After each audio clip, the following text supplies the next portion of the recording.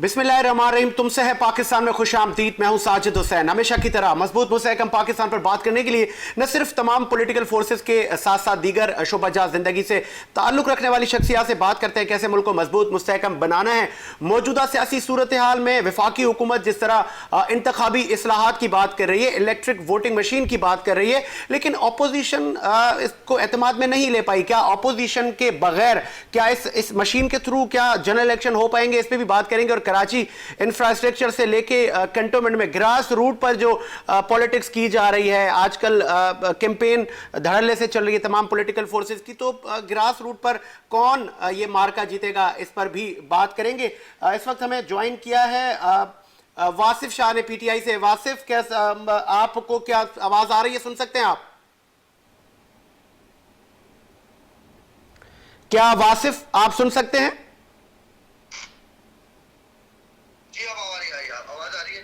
बहुत शुक्रिया वासिफ, आपने टाइम दिया। ग्रास रूट पर जो इलेक्शन हो रहे हैं कंटोनमेंट के, कितने पुरुमीद हैं आप? महंगाई तो कंट्रोल नहीं की वफाकी हुकूमत ने।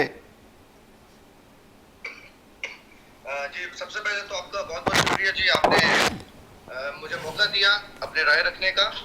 और दूसरी बात मैं आपको ये बताता चलूं, अल्हम्दुलिल्लाह हम पूरी उम्मीद है, इस वजह से पूरी उम्मीद है कि आपको पता है कि सिंध में गवर्नमेंट पीपल्स पार्टी की है पिछले 10 साल से, और उन्होंने जो कराची का बेड़ा गर्क किया है और जो कराची का जो हल किया, मेरे ख्याल से पूरे सिंध का जो उन्होंने हल किया है, तो अल्हम्दुलिल्लाह लोगों का रिस्पांस बहुत अच्छा है, क्योंकि लोग हमारी तरफ ही देख रहे हैं, पाकिस्तान तहरीक इंसाफ की तरफ ही देख रहे हैं। और मैं आपको बताता चलूं कि महंगाई का तो बहुत शोर मचा रही है अपोजिशन। तो महंगाई ऑल ओवर दुनिया में हुई है। देखिए, कोरोना एक वबा आई है, पूरी दुनिया में आई है, ठीक है, उसकी वजह से बहुत प्रॉब्लम हुए, पूरी दुनिया में हुए। तो वासिफ सॉरी फॉर इंटरप्ट, आपने कहा कोविड पूरी दुनिया में, बिल्कुल ठीक है, लेकिन आपको नहीं लगता कि आप लोग एक चीनी के प्राइस कंट्रोल नहीं कर पाए, आटे के प्राइस कंट्रोल नहीं कर पाए? आप मतलब आपकी 3 साल हो गए हुकूमत को, फिर कैसे आपको लोग वोट देंगे? उसको हासिल करने के लिए आप क्या कैंपेन में आवाम को क्या बोल रहे हैं? कितने पुरुमीद हैं? देखिए, पूरी उम्मीद इसलिए है, देखिए बिल्कुल आपकी बात ठीक है, महंगाई तो है, ऑल ओवर हुई हुई है, ठीक है, उसको भी कंट्रोल करने में इंशाल्लाह कोशिश कर रहे हैं और जल्द आपको रिजल्ट मिलेगा। पिछले 3-4 महीने में आपको इंशाल्लाह रिजल्ट मिल जाएगा। बाकी दूसरी बात रह गई, देखिए हम लोग के जो बल्दियाती इलेक्शन है, ठीक है, ये है ग्रास रूट की इलेक्शन। इस पे हम लोगों ने देखे, हमारे एमएनएस को खान साहब ने स्पेशली फंड दिया है कराची के लिए, इसलिए दिया है कि पाकिस्तान पीपल्स पार्टी जो है नाकारा हुकूमत जो कुछ नहीं कर पाई सिंध के अंदर, इस हिसाब से हमारे एमएनएस को खान साहब ने जो स्पेशल बजट दिया है उसके हवाले से अपने उनकी गलियां पक्की करवाई हैं, उनके रोड पक्के करवाए, लोगों के जो छोटे मोटे चले आप ठीक है वासिफ, आप साथ रहे। मुस्तफा बलोच साहब, पाकिस्तान पीपल्स पार्टी से आपका ताल्लुक है, क्या आप सुन सकते हैं? जी जी, अस्सलाम वालेकुम साजिद। टेक्निकल ऑडियो प्लीज बढ़ाइएगा। मुस्तफा, क्या आप सुन सकते हैं? जी साजिद, सुन सकते हैं। बहुत शुक्रिया मुस्तफा बलोच साहब। सबसे पहले इंतखाबी इस्लाहात पर बात कर लेते हैं। अभी तक आप लोग उस इलेक्ट्रॉनिक मशीन पे आपके रिजर्वेशंस हैं, तो ये कब खत्म होंगे? मतलब ऊंट किस करवट बैठेगा? कुछ आपने तजावीज तो देना वफाकी हुकूमत को। देखिए साजिद, इलेक्ट्रॉनिक मशीन का जहाँ तक ताल्लुक है, तो उसके लिए हमारा मौक़िफ़ यही है कि देखें जल्दी किस बात की है। आप एक सिस्टम चेंज करना चाह रहे हैं, इलेक्ट्रल सिस्टम, तो आप कम से कम जिन पार्टीज का ऑपोजिशन में रोल है, जिन पार्टीज का एक स्टेक है, वोट है उनका, उनके वोटर्स हैं, उनसे तो आप मशवरा लें, उनकी तो राय लें। आप हर चीज में ऑर्डिनेंस लाके एक आमिराना रवैये से हर चीज आप अगर पास करना चाहते हैं, तो ये तो हम होने नहीं देंगे। कि ये हमें क्या पता उस इलेक्ट्रॉनिक मशीन में ये क्या करना चाह रहे हैं, हमें क्या पता ये अगले इलेक्शन को सैबोटाज करना चाह रहे हैं। इलेक्शन तो ये होगी। इलेक्शन कमीशन को एक बड़ी इंपॉर्टेंट बात आपसे करना चाहता हूं, जी, जो कि आपने देखा होगा, कल हमारा यौम दिफा था, ठीक है, सारी कौम एक जोश के साथ अपने जो हमारे फौजी शहीद हुए हैं और जिन्होंने हमारे लिए दिफा किया है, ठीक है, हम उनको खराज हकीकत पेश कर रहे थे, ठीक है, लेकिन हमारे वजीर आजम साहब ना तो डिफेंस डे के इवेंट पे नजर आए, ना उन्होंने कोई अल्फाज हमारे पाक फौज के लिए, उनके जरूरतमंदाना जो कोशिशें रही हैं और जो हमारे शहीद रहे पाक फौज के, उनके लिए कोई अल्फाज इस्तेमाल किए नहीं। मुस्तफा बलोच साहब, रावलपिंडी जीएचक्यू में, लेट मी कंप्लीट, नथिया गली में 5 स्टार होटल की इनॉग्रेशन करने गए थे, जो कि एक इंक्रोच्ड लैंड के ऊपर हुआ है, जो कि एक फॉरेस्ट के ऊपर एक होटल बन रहा है, 5 स्टार होटल, जिसके लिए वहां के जो लोकल्स हैं उन्होंने कहा है कि भाई ये तो एनवायरमेंट की बातें करते हैं, तो ये एक फॉरेस्ट को कटवा के खत्म करके एक 5 स्टार होटल बना रहे हैं, तो ये किसकी खिदमत कर रहे हैं भाई? ये अवाम की खिदमत नहीं कर रहे, ये अपने उन फाइनेंसियर्स की खिदमत कर रहे हैं जिन्होंने इनको यहां तक पहुंचाया है। तो अफसोस की बात है कि खान साहब दिफाई यौम दिफा के दिन भी उनको इतनी तौफीक नहीं हुई कि वो उस इवेंट में हाजिरी दें, बल्कि वो नथिया गली में अपने फाइनेंशियर्स को सपोर्ट कर रहे थे और एक 5 स्टार होटल की इनॉग्रेशन कर रहे थे। ठीक है, वो मुमकिन है वो वहां भी गए हो, लेकिन जीएचक्यू में जो मेन तकरीब थी, पीएम साहब वहां पर गए थे सर?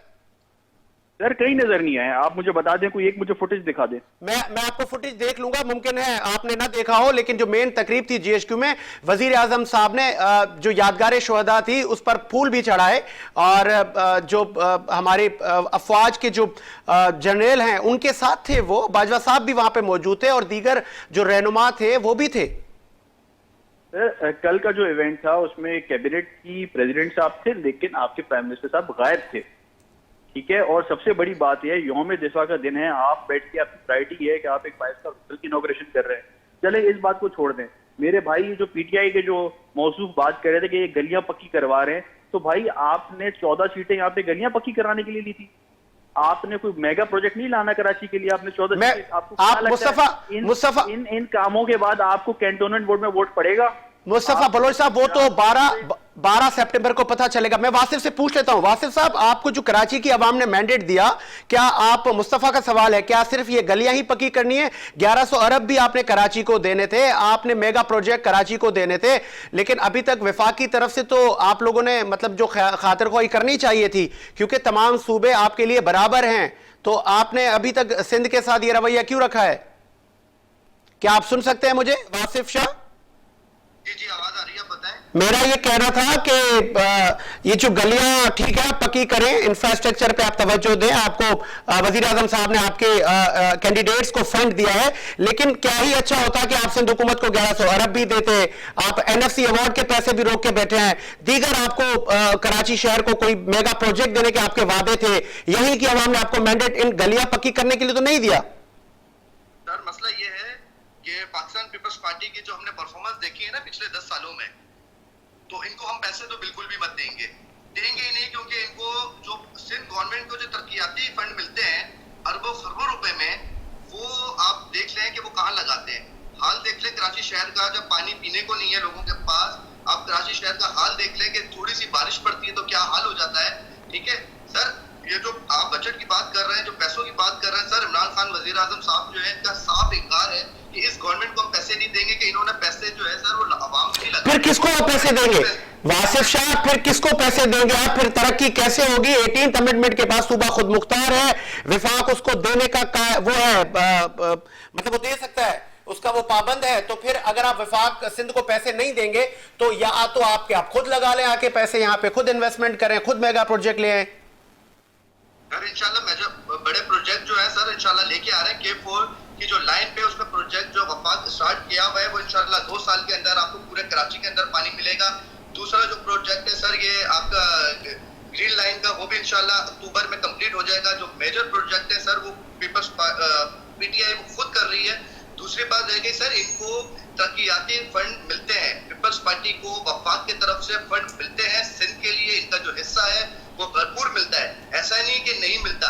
इनसे ये जवाब लिया जाए कि जो इनको पैसे मिलते हैं सिंध के लिए, कराची के लिए, वो पैसा कहाँ जाता है? पिछले 10 साल में सर इनको जो पैसा मिला है इसके हिसाब ये दे नहीं सकते, और जो अब भी मिल रहा है इनको हर साल सर अरबों खरबों रुपए मिलते हैं सिंध के लिए, कराची के लिए, फिर वो सर ये नहीं लगाते, ये खा जाते हैं। ठीक है, इसलिए बड़े मेजर प्रोजेक्ट जो है वो वफाक अपने कंट्रोल में रखेगी, अपने हाथ में रखेगी, और इंशाल्लाह काम करेंगे। चले ठीक है वासिफ, आपका बहुत शुक्रिया, आपने टाइम दिया। और मुस्तफा बलोच साहब, मैं आपकी तरफ आऊंगा कि आप सुन रहे हैं, और मुमकिन है तमाम चीजें आपने सुनी होंगी। जी जी बिल्कुल ठीक है। अब मैं आगे बढ़ता हूं। ठीक है, महंगाई में तो अभी तक वफाकी हुकूमत कंट्रोल करने में नाकाम हमें नजर आई है, तो अब आप कितने पुरुमीद हैं? नीचे ग्राउंड पर अब सियासत हो रही है, इंफ्रास्ट्रक्चर पर तवज्जो दिया जा रहा है। हालिया बारिशों में मुर्तज़ा वहाब को भी अप्रिशिएट किया गया कि अच्छी कारकर्दगी रही, सड़कों पर पानी जो दिखता था वो दिखा नहीं। कितने पुरुमीद हैं? क्या कराची और जहां जहां पर ये इलेक्शन हो रहे हैं, क्या पीपल्स पार्टी विन करेगी? देखें साजिद, सबसे पहले तो ये जो पीटीआई के मौसूफ बात कर रहे थे, उनकी बात से मैं उनका एक जवाब देना चाहता हूँ, हालांकि वो नहीं है अभी शो पे शायद। देखिए, उनका माइंडसेट आपने शायद नोट किया होगा कि वो कह रहे हैं कि हम वफाकी हुकूमत सिंध को पैसे नहीं देगी। तो दैट शोज द माइंडसेट, और ये बात हमारी फिर इसका मतलब है कि हमारी बात तस्दीक हो जाती है कि ये हमारे फंड्स रोक के बैठे हुए हैं 3 सालों से। और जब आप एक सूबे का फंड रोकते हैं, और जो ये उनके अपना एनएफसी अवार्ड के हवाले से भी, तो ये तो आप सूबे के आप सिंध हुकूमत या आप कुछ पार्टी के साथ नाइंसाफी नहीं करें, आप यहाँ के अवाम के साथ नाइंसाफी करें। और दूसरी बात कि आप सिंध को अगर पैसा देते हैं या जो उसका हक है, तो भाई आप अपनी जेब से नहीं देते, ये सिंध का राइट है। सिंध की अवाम टैक्स कलेक्ट करके जो आपको ऊपर देती है वफाक को, तो वफाक उसका शेयर देता है। तो ये जो इनका एक आमिराना रवैया है, और ये एक गुरूर और घमंड है इनका कि ये सिंध को पैसे नहीं देंगे और देते हैं तो कोई एहसान करते हैं, तो इससे तो मैं बड़ा मतलब ये अफसोसनाक है। तो कोई फॉर्मूला तो बताएं, कोई में ये मैच्योर नहीं हुए, कोई फॉर्मूला आप ही बता दें कि ये रविश कब खत्म हो गई। कल जब हमने माजी में देखा, जब विफाक में नून लीग थी, तब भी तो रिजर्वेशन थी सिंध को कि हमें साजिद हम इनको फेस तो कर रहे हैं, लेकिन साथ साथ हम अपना फोकस काम पे करें। हमारा फोकस है प्रोग्रेस।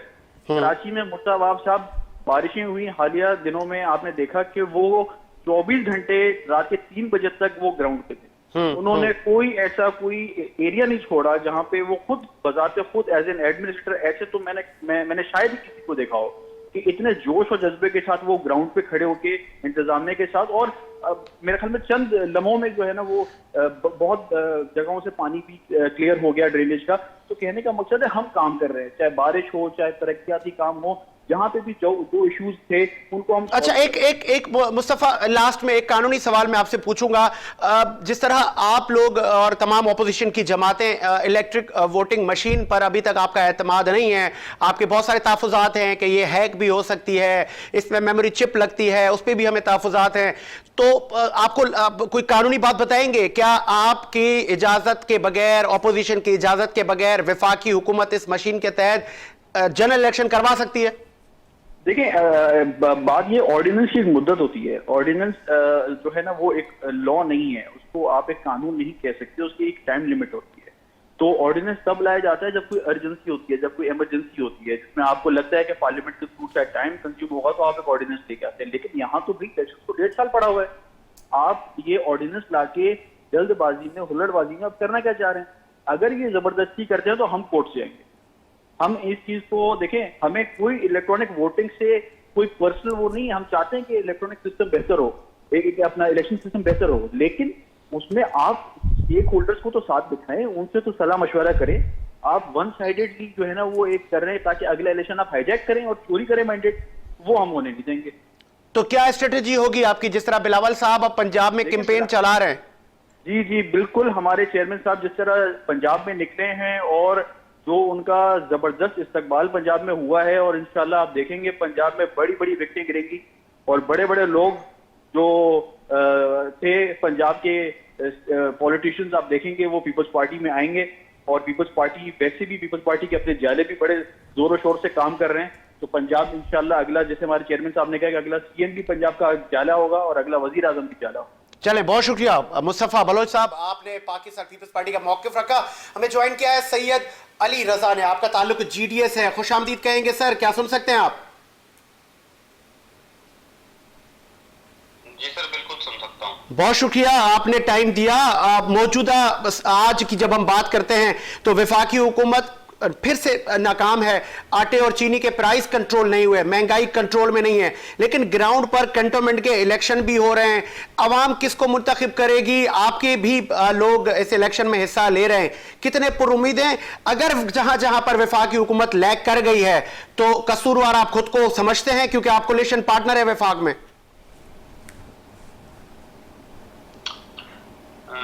शुक्रिया, आपने मौका दिया अपने शो में, और मैं अर्ज ये करना चाहता हूं कि बिल्कुल आपकी बात सही है। महंगाई किसी हद तक रोज बराज ये बढ़ रही है, और ये आज का मामूल नहीं है। जब से 3 साला गवर्नमेंट पीटीआई की बनी है वफाक में, तब से ये मामला चलते आ रहे हैं। लेकिन यहाँ पर देखना ये होगा कि सिर्फ पीटीआई की गवर्नमेंट के ऊपर ये सारी बात डाल देना मेरे हिसाब से मुनासिब नहीं होगा। वो इसलिए क्योंकि जो इन चीजों पे इम्प्लीमेंट करवाते हैं यहाँ कि आपके प्राइस कंट्रोल यूनिट्स बने होते हैं, वो किसी हद तक हर सूबे में वो वहाँ की जो प्रोविंस गवर्नमेंट होती है उनके अंडर में आते हैं। शाह साहब टाइगर फोर्स भी हमने इससे पहले देखी, आपने इम्प्लीमेंटेशन की बात की को तो वो सिंध में तो चलो वफाकी हुकूमत नहीं है, लेकिन बाकी सूबों में भी यही हाल है। वहां पर तो एडमिनिस्ट्रेशन या जो प्राइस कंट्रोल का जो अमला है वो तो वफाकी हुकूमत का है।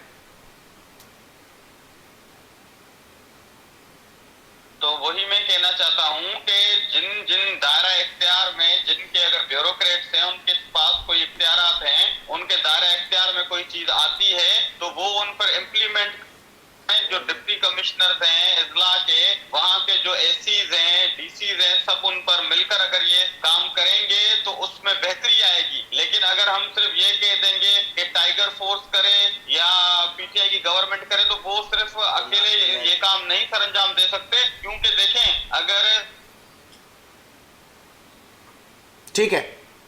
ठीक है गुलाम जिलानी साहब, क्या आप सुन सकते हैं? जी, आपकी आवाज आ रही। बहुत शुक्रिया सर। आप मेंबर सूबाई असेंबली हैं। इस वक्त ग्राउंड पर पॉलिटिक्स हो रही है। इस वक्त अभी हमारी पीटीआई और पीपल्स पार्टी से भी बात हो रही है। इस वक्त भी हमारे साथ जीडीए के लोग मौजूद हैं। ये जो ग्राउंड पर इंफ्रास्ट्रक्चर का काम हो रहा है, ठीक है, होना चाहिए, आवाम की फलाह बहबूद है, लेकिन बीइंग एमक्यूएम आप वफाक और स्पेशली वफाक के पार्टनर होने के साथ साथ कराची को एक बड़ा मंसूबा देना था, तो वो क्यों नहीं अभी तक दिलवा सके और आगे कितने पुरुमीद हैं? बहुत शुक्रिया साहिब भाई। इंफ्रास्ट्रक्चर पे काम होना चाहिए, लेकिन अब कंटोनमेंट के इलेक्शन चल रहे हैं पूरे पाकिस्तान में, ठीक है, और इस कंडीशन में अगर पीपल्स पार्टी सिंध में काम करवा रही है और उन इलाकों में काम करवा रही है जहाँ पे भी इलेक्शन होने, एक तो वो इलेक्शन कमीशन की कंडक्ट की खिलाफ वर्जी कर रही है, दूसरा वो फिर लोगों की आंखों में धूल झोंकने वाली बात है कि अभी जो है वो लाइटें लगवा दी और पाइप साइवरेज का काम करवा दिया। तो भाई ये काम पहले भी हो सकते थे ना। इसका मतलब है कि आप वोटर खरीदने के लिए सारे काम कर रहे हैं। सिंध में आप कैश दे देते हैं, वहाँ पे लोग जो है 1000 रुपए 1500 रुपए में वोट बेचते हैं अपना, और कराची में आप जो है इस तरह की सहूलियात जो है देने के नाम पर लोगों को ब्लैकमेल करके और कि यार हम अभी फौरी तौर पे आपका ये मसला हल करवा देते हैं। तो काम बिल्कुल करें, लेकिन काम को काम के तरीके से करेंगे तो उसकी जो है वो एप्रिशिएट भी किया जाएगा और बिल्कुल जो अच्छा काम होगा। ठीक है गुलाम जिलानी साहब, आप पुराने पॉलिटिशियन हैं, आपने कहा कि इलेक्शन का टाइम आ गया है तो कुछ पॉलिटिकल पार्टीज अभी मतलब इन्वेस्टमेंट कर रही हैं। हमने देखा पीटीआई के कैंडिडेट्स को भी फंड मिला, उन्होंने भी उस पर भी ये एतराजात उठाए गए कि कैंडिडेट्स को इस तरह फंड देना गैर आईनी है। तो फिर एमक्यूएम पाकिस्तान इस वक्त कहां पर खड़ी है? आपको किस तरह लोग वोट देंगे? कैंपेन में आप किस तरह लोगों को आगाह कर रहे हैं? आप तो बड़ा मंसूबा अभी तक शहर को नहीं दे सके। देखिए, एमक्यूएम ने क्लियर अपने तमाम जितने भी उनके वोटर्स हैं उनको ये बात बावर करा दी है कि कराची के साथ हमेशा से जुल्म और ज्यादती हो रही है और अभी तक हो रही है। सही है, पीपल्स पार्टी में शहर कराची से सिर्फ कमाने के लिए तो आए हुए हैं, लेकिन इस पर लगाने के लिए वो लोग कुछ भी तैयार नहीं है। और जिस तरीके से आपको पता है कि कराची जो है वो एमक्यूएम का था और यहाँ के जितने वोटर्स हैं वो इस बात को समझ रहे हैं कि सारी चीजें होने के बावजूद जो है पीपल्स पार्टी ने शहर के लिए जो है वो तरक्याती फंड में कोई फंड नहीं रखा। जो मौजूदा अभी जो है बजट पास हुआ उसमें और मेंटेनेंस के नाम पे 2.5-3 अरब रुपए रखे गए हैं। तो ये तो आप मुझे बताएं, वर्ल्ड बैंक कहता है कि कराची के ऊपर जो है सालाना मंथली जो है कम से कम 30 से 35 अरब रुपए खर्च होने चाहिए। शहर कराची में जितना यहाँ से बजट रेवेन्यू जमा किया जाता है इस मेंटेनेंस के नाम पे, डेवलपिंग के नाम पे, यहाँ पे कम से कम जो है वर्ल्ड बैंक की रिपोर्ट है कि 30 अरब रुपए जो है कराची को मंथली चाहिए।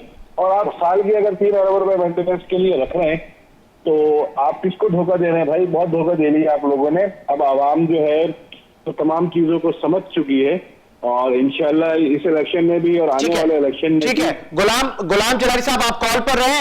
अली रजा साहब, मैं आपकी तरफ आऊंगा। इलेक्ट्रिक वोटिंग मशीन पे अभी तक ऑपोजिशन की रिजर्वेशन है। ऑपोजिशन का कहना है हमें इस मशीन पर एतमाद नहीं है, ये इस पे चिप लगी है, इसको हैक भी किया जा सकता है। लेकिन वफाकी हुकूमत बड़ी पुरुमीद नजर आ रही है। इलेक्शन कमीशन का मसला जो ये है प्रोसेस में है, तो आप लोग कितने पुरुमीद है? यही सवाल मैं गुलाम साहब से पूछूंगा, लेकिन पहले आपसे पूछ रहा हूं कि आप सपोर्ट करेंगे इसको? सर बिल्कुल, ई वोटिंग सिस्टम जो आ रहा है इसको को हम सपोर्ट करेंगे। हम चाहते हैं कि इलेक्टोरल रिफॉर्म्स आए पाकिस्तान में और उसमें जो गवर्नमेंट है, फेडरल गवर्नमेंट पाकिस्तान तहरीक-ए-इंसाफ की, उनको ऑन बोर्ड लेना चाहिए अपोजिशन को भी, क्योंकि हमने ये नहीं चाहते कि अपोजिशन के इख्तिलाफात बरकरार रहें और फिर कोई मुतज़ा ऐसे वाक़यात हो, ऐसी बातें हों जिससे वो इल्जाम तराशी उनको ये मौका मिल जाए कि ये बोले कि कोई, जैसे आप बता रहे हैं, कोई चिप की एलिगेशंस लगा रहे हैं या XYZ। लेकिन देखना ये होगा कि देखें, हमारे पास काफी अरसे दराज से यहाँ पर ठप्पा माफिया काबिज रहती हैं इलेक्शंस में। जो अवाम का हक़ राय होता है, जो अवाम किसी भी पार्टी को देती है, किसी पॉलिटिकल पार्टी को वो वोट देती है, वो चुरा लिए जाते हैं। वो काबिज होकर किसी पोलिंग स्टेशन पर, और वहां के जो वडेरे होते हैं वो वहां पर काबिज होकर, या कराची में जैसे आपने देखा जो पहले वाकयात हुए, तो इल्जाम तराशी होती है। जाहिर सी बात है, जहां आग लगती है धुआं वहीं से उठा है। तो इस चीज को हम यहीं पर दफन करना चाहते हैं। हम चाहते हैं इलेक्टोरल रिफॉर्म्स पाकिस्तान में आ जाएं ताकि बायोमेट्रिक सिस्टम हो, कोई भी किसी का वोट चुरा न सके और अवाम जिसको भी चाहे वो असेंबलीज में ठीक है, देकर ठीक है। एक कानूनी बात बता देते चलिए, आप माहिर कानून भी हैं। लेट सपोज सोच लेते हैं कि ऑपोजिशन अभी तक जिस रवैये में है यही रवैया रहता है, क्या ऑपोजिशन को एतमाद के बगैर वफाकी हुकूमत इलेक्शन करवा सकती है इसी सिलसिले में?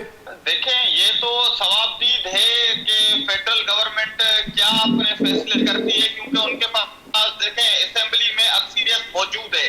अगर वो कोई बिल लेकर आना चाहेंगे और उनको ज्यादा जो है तादाद अवेलेबल होगी उनके जो पार्लियामेंटेरियंस हैं, तो जाहिर सी बात है असेंबलीज में बिल पास हो जाते हैं। लेकिन अपोजिशन का फिर वही शोर होगा, अपोजिशन के वही इल्जामात होंगे। तो हम नहीं चाहते कि पाकिस्तान के ऐसे हालात नहीं है कि इस वक्त कोई मुतज़ाना कोई ऐसी बात हो, कोई जो है एक दूसरे पर ठीक है गुलाम, ठीक है गुलाम, ठीक है, ठीक है, ठीक है, आप मेरे साथ अपोजिशन है और ट्रेजरी बेंच मिलकर ये फैसला कर लें कि हमें ई वोटिंग सिस्टम लाना है इस मुल्क में। ठीक है गुलाम साहब, यही सवाल, ये यहाँ पर हम पहली बार अपने मुल्क में तजुर्बा नहीं कर रहे। ठीक है, ठीक है गुलाम साहब का आप मौजूद हैं? जी बिल्कुल। गुलाम साहब, आप बताएं, एमक्यूएम पाकिस्तान इस ई वोटिंग पर सेटिस्फाई है या आपको भी तहफुजात हैं? और वफाकी हुकूमत ने क्या आपको इस मामलात में एतमाद में लिया है? माजी में जिस तरह पूरे बॉक्स गायब हो जाना और फिर अमला भी गायब हो जाना हमने देखा बहुत सारे इलेक्शनों में, ये एक है हमारे इलेक्शन में इस तरह होता है, हमने माजी में से देखा है। तो आपको लिया है एतमाद में वफाकी हुकूमत ने? देखिए, इलेक्शन कमीशन ऑफ पाकिस्तान ने जब इसको डेमोन्स्ट्रेशन के तौर पे लॉन्च किया तो उन्होंने तमाम लोगों को वहां पे इनवाइट किया था। लेकिन उसके बावजूद मैं ये कहूंगा कि इस इलेक्ट्रॉनिक मशीन का, वोटिंग मशीन का जो है, पहले एक डेमो जो है वो किसी छोटे इलेक्शन में कर लेना चाहिए था, ताकि उन ऑपोजिशन के लोगों के वो तहफ़्फ़ुज़ात दूर हो सकें जो ये समझ रहे हैं कि ये प्रॉब्लम करेगा, उसकी वजह से जो है वो इलेक्शन डिस्टर्ब होगा और सारी चीजें होंगी। और मैं अपने भाई की इनकी बात आगे बढ़ाऊंगी। जिस तरह ने बोला कि फेडरल में जो है इमरान खान पीटीआई की जो है वो अक्सरियत है और वो अपने हिसाब से बिल पास कर लेते हैं, तो भाई सिंध में भी यही हो रहा है। और जिस तरीके से जो है ठाकुर साहब चाहते हैं वो उसी तरीके से जो है वो असेंबली को चलाते हैं, उसी तरीके से बिल आते हैं और इसी तरीके से पास हो जाते हैं। तो ये तो एक सिस्टम है जो अरसा दराज से चला आ रहा है कि जहाँ पे जिसकी अक्सरियत है, हमें उस चीज से ऑब्जेक्शन नहीं है। हमें ऑब्जेक्शन थोड़ा सा जो है वो ये है कि इसके लिए पहले जिस तरीके से भी कंटोनमेंट के इलेक्शन हो रहे हैं, इन इलेक्शन में जो है वो इसको डेमो के तौर पे जो है अगर हम इस्तेमाल करते तो लोगों को सेटिस्फाइमेंट के लिए भी जो एक अच्छा जो हम जवाब दे सकते थे कि जी देखें इस इलेक्शन में जो है इसकी वजह से कोई एरर नहीं आया और ये सारी चीजें हैं, तो ज्यादा बेहतर होता है। ठीक है, बहुत अच्छी बात की आपने, बहुत शुक्रिया आपका गुलाम जिलानी साहब, आपने वक्त भी दिया। लास्ट में मैं आपसे बात करूंगा शाह साहब, बहुत अच्छी बात की जिलानी साहब ने कि इस वक्त जो ग्राउंड पर इलेक्शन हो रहे हैं कैंटोनमेंट के, बहुत अरसे बाद हो रहे हैं, तो ये जो मशीन है इन इलेक्शंस में एज एग्जाम्पल के तौर पर पहला तजुर्बा करके देख लेते, क्योंकि इन जब इलेक्शंस की हम बात करते हैं तो बहुत तादाद कम होती है, 1800 से 1500 वोट होते हैं, तो इस पर अगर इसको आजमा लिया जाता तो कैसा रहता? सर बिल्कुल सही बात है, उनकी अपनी राय हो सकती है, वो अपनी राय देने के जो है कायल हैं, वो बिल्कुल सही हो सकते हैं, लेकिन मेरे हिसाब से इस वक्त वो मशीन इसीलिए यूज नहीं हो सकी है हमारे पास, क्योंकि हमारे पास इतनी अवेलेबिलिटी नहीं है, क्योंकि उसकी तादाद भी हमें देखनी होगी। उस मशीन को अभी तक जो है फुलफिल वो चीजें अभी तक नहीं हुकूमत कर सकी है, क्योंकि सेटिस्फिकेशन अपोजिशन की भी नहीं है। इस वजह से शायद उसके काम में वो डिले का शिकार है। अभी एकदम से वो इस इलेक्शन में तो कुछ दिन में नहीं आ सकती, लेकिन हम जनरल इलेक्शन में उसको बिल्कुल आजमा सकते हैं। ये सब भाई मिलकर अगर काम करें और ये अहद कर लें कि हमें ई वोटिंग सिस्टम लाना है, तो फिर हो सकता है, क्योंकि उसकी हमें तादाद भी मशीन्स की देखनी होगी कि कितनी होगी। तो उस हवाले से इसमें देखें, यहाँ पर अगर अपोजिशन को कोई रिजर्वेशंस हैं तो उसमें देखें क्यों बैलेट पेपर तो अपनी जगह पर अवेलेबल है, इसमें मसला क्या है? तो वहां पर जो है अगर बायोमेट्रिक सिस्टम है, अगर अंगूठा वहां पर लग रहा है, तो इसमें कम से कम ठप्पा माफिया से जान छूट जाएगी, क्योंकि वहां पर सब ब्लेमिंग करते हैं, सिर्फ हम नहीं करते, सिर्फ पीटीआई नहीं करती। जहां से अगर पीपल्स पार्टी भी हार जाती है तो वहां पर ये कहती है कि यहाँ से ठीक है, ठीक है, एक शाह साहब ये मसला एक मासूमाना सवाल, क्योंकि उस मशीन का जो साइज मैंने देखा है तो वो लैपटॉप के जितनी मशीन है। खुदा ना ख्वास्ता ना करे, अगर वो मशीन लेट सपोज किसी ऐसे साहब के हाथ में लग जाती है और वो इलेक्शन का टाइम जो ड्यूरेशन होता है और वो किसी भी मकाम पर उसको ले जाके और अगर वो उस पर ठप्पे लगवा दे, तो कुछ ऐसा कुछ वही ना जो ये खदशात हैं आम आवाम में। सर ऐसा कुछ भी नहीं है, वो सारा उसमें ऐसा सिस्टम है। अगर आप तो ये बहुत बड़ी बात कर रहे हैं किसी शख्स के हाथ में लग जाए, वो उठाकर जाकर किसी जगह पर वहां पर बैठकर वोटिंग करेगा, ऐसा कुछ भी नहीं है। अगर थोड़ा भी मशीन पर कोई प्रेशर भी आया, वो इतनी सेंसिटिव है, अगर उस पर उसको मतलब ये होता है जैसे कि इंसान को ये फील होता है कि कोई मुझसे लड़ रहा है या कोई मुझे चोट मार रहा है, अगर उस मशीन को थोड़ी भी किसी चीज में गड़बड़ी महसूस होती है तो वो अपना काम बंद कर देती है। उसकी टाइम शेड्यूल है, कोई 5 मिनट का, कोई 10 मिनट का, वो बिल्कुल ऑफ हो जाती है। तो वो वहां से अगर कोई निकाल कर लेकर जाने की कोशिश करेगा, चोरी करके जाने की कोशिश करेगा, वो कोई बैलेट बॉक्स का डब्बा नहीं है कि कोई किसी गाड़ी में हथियार बंदों के जोर पर लेकर जाकर और ठप्पे लगाकर अपनी औताक पर और वापस आकर वहां पर बोलेगा कि ये वोट हमने जो है डलवा दिए हैं और हम इलेक्शन जीत चुके हैं। ऐसा कुछ भी नहीं है। ये बहुत अच्छा सिस्टम है और हमारे मुल्क में इस सिस्टम की अशद जरूरत है, क्योंकि हमारे पास न सिर्फ जिनकी गवर्नमेंट बनती है, जो वो अपोजिशन में उन सबके यही इल्जामात रहते हैं कि इलेक्शन चोरी हो चुका है। कैंडिडेट्स हमेशा यही बैठकर रोना रोते हैं कि इलेक्शन चोरी हो चुका है। तो हम मिलकर ऐसा सिस्टम लेकर आ जाएं कि हम सबके तहफुजात खत्म हो जाएं और एक अच्छा ई वोटिंग इलेक्टोरल रिफॉर्म्स आ जाए मुल्क में, ताकि अच्छे इलेक्शंस की तरफ हम जा सकें और आवाम अपना राय दे सके। ठीक है, बहुत शुक्रिया आपका सैयद अली रजा, आपने टाइम दिया। इस वक्त टाइम हुआ एक ब्रेक का, ब्रेक के बाद हाजिर होते हैं।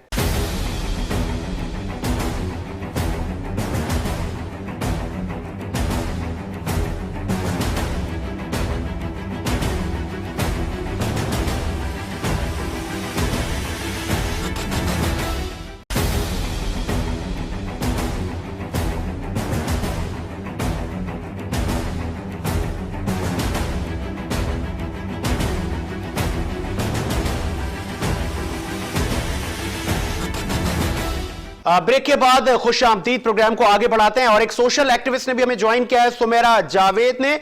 उनसे पूछ लेते हैं कि आम जो एक पाकिस्तानी सिटीजन है उसकी क्या सोच है, वो इन कंटोनमेंट के इलेक्शन को कैसे देखते हैं, वो मौजूदा सियासी सूरत हाल पे क्या माइंड रखते हैं। उनसे पूछते हैं। सुमेरा, खुश आमदीद कहेंगे आपको। बहुत शुक्रिया आपका, आपने हमें लिया साजिद। और आपका जो सवाल है टीके इलेक्शन के हवाले से, तो मुझे लगता है कि ये इलेक्शन से ज्यादा जो है कि लड़ाई झगड़े की नौबत आ गई है।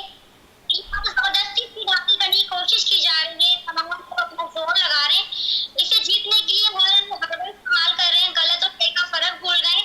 तो ये वक्त होगा, हमें यूथ को प्रमोट करना चाहिए, ना कि उसका गलत इस्तेमाल सिखाना चाहिए ना। अब इलेक्शन हो रहे हैं तो आप देखते हो रोडों पे काम भी हो रहा है, तमाम चीजों की सफाई भी हो रही है। जो पिछले साल नहीं हुई ठीक है, ठीक है, आप मेरे साथ कॉल पे रहिए।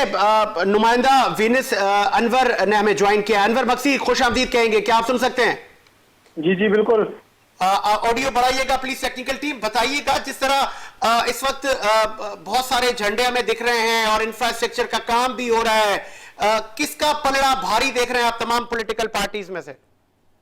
इस वक्त 12 सितंबर को जो कंटोनमेंट बोर्ड के इलेक्शन होने जा रहे हैं, हमें पीपुल्स पार्टी और पीटीआई में कांटे का मुकाबला नजर आ रहा है। और साथ ही साथ में ये भी आपको बताता चलूं कि इस वक्त मुख्तलिफ जगहों पे पार्टियों की जानिब से कैंप भी कायम कर दिया गया है और अब पार्टी जो अपने उम्मीदवार जीतने के लिए पुरुम्मीद है। और मैं आपको ये भी बताता चलूं कि कराची, इस वक्त कराची में इतने मसाइल हैं, हल करने वाला कोई नहीं है।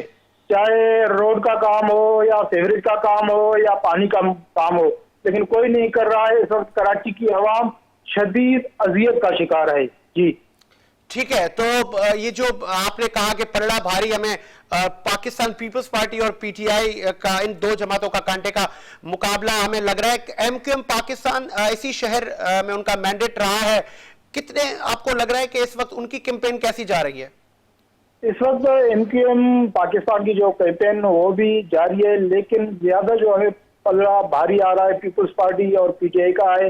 इसके साथ पाकिस्तान मुस्लिम लीग नून है, पीएसपी है, जो दीगर पार्टियां हैं पाकिस्तान के, वो भी कंटोनमेंट बोर्ड में बढ़ चढ़कर हिस्सा ले रहे हैं। लेकिन ठीक है, अच्छा मुझे ये बताइएगा कि ये जो सड़कें और गली मोहल्ले और इंफ्रास्ट्रक्चर पे तज़ीन और आराइश का जो काम हो रहा है, तो ये जो अभी मतलब मेरे साथ सुमेरा भी कॉल पे मौजूद हैं, वो ये कह रही है कि मतलब ये अब क्यों हो रहा है, मतलब ये तो पूरा साल होना चाहिए। तो यही तो है पार्टी का, जब इलेक्शन करीब, कोई भी इलेक्शन करीब आता है तो वो थोड़ा बहुत काम करवाते हैं, उसके बाद 5 साल गुजर जाते हैं या 4 साल जो भी उसका टाइमिंग है, उसके बाद फिर वो कोई नजर ही नहीं आता। चाहे एमपी हो, एमएन हो या काउंसलर, शुरू में जब इलेक्शन करीब आते हैं तो काम थोड़ा बहुत करवाते हैं, उसके बाद नजर ही इलाके में नहीं आते। अहले मोहल्ला है जो ये कैंपेन के लिए आप कॉर्नर मीटिंग्स ये जो कैंडिडेट्स कर रहे हैं, तो अवाम की क्या शिकायत हैं? इस वक्त अवाम का तो बहुत शिकायत है।